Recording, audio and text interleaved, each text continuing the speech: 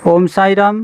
Hello friends, तो आज हम बात करेंगे साई सच्चरित्र के रचयिता कौन है और बाबा की एक चमत्कार के बारे में। तो फ्रेंड्स, साई सच्चरित्र के रचयिता श्री गोविंदराव रघुनाथ दाभोलकर जी है।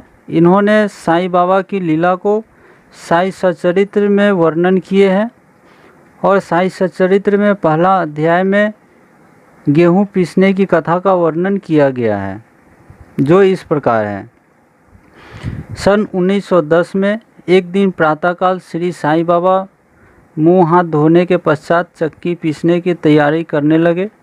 उन्होंने फर्श पर टाट का टुकड़ा बिछाकर उस पर हाथ से पीसने वाली चक्की रखी और मुट्ठी से चक्की में गेहूं डालकर उन्होंने पीसना आरंभ कर दिया।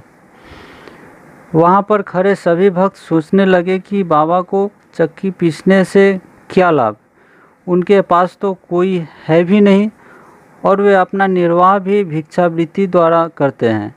इस तरह बाबा की चक्की पीसने का समाचार शीघ्र ही सारे गांव में फैल गया। उनकी यह विचित्र लीला देखने हेतु तत्काल ही नर नारियां की भीड़ मस्जिद की ओर दौड़ पड़ी। उनमें से 4 स्त्रियां भीड़ को चीरती हुई ऊपर आई और बाबा को बलपूर्वक वहां से हटाकर उनके हाथ से चक्की का खूंटा छीनकर तथा उनकी लीलाओं का गायन करते हुए गेहूं पीसना प्रारंभ कर दिए।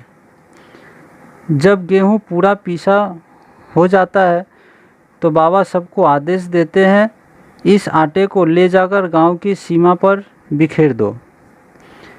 इन सारी घटनाओं का तात्पर्य है, उस समय गांव में हैजा महामारी का प्रकोप था। उस महामारी को दूर करने के लिए बाबा ने गेहूं पीसकर आटे से इसका निवारण किया। साईं बाबा गेहूं नहीं वरन हैजा महामारी थी जो पीसकर नष्ट भ्रष्ट कर दी। इस घटना के पश्चात हैजा संक्रमण शांत हो गई और ग्रामवासी सुखी हो गए। बाबा सिडनी में 60 वर्षों तक रहे और दीर्घ काल में उन्होंने आटा पीसने का कार्य प्राय प्रतिदिन ही किए। पीसने का अभिप्राय गेहूं नहीं वरन अपने भक्तों के पापों, दुर्भाग्यों, मानसिक तथा शारीरिक तापों से था। तो फ्रेंड्स, साईं बाबा की ऐसी ही मधुर लीला को सुनने के लिए आप मेरे चैनल को सब्सक्राइब कीजिएगा, बेल आइकन को प्रेस करना मत भूलिएगा। तो ओम साई राम, जय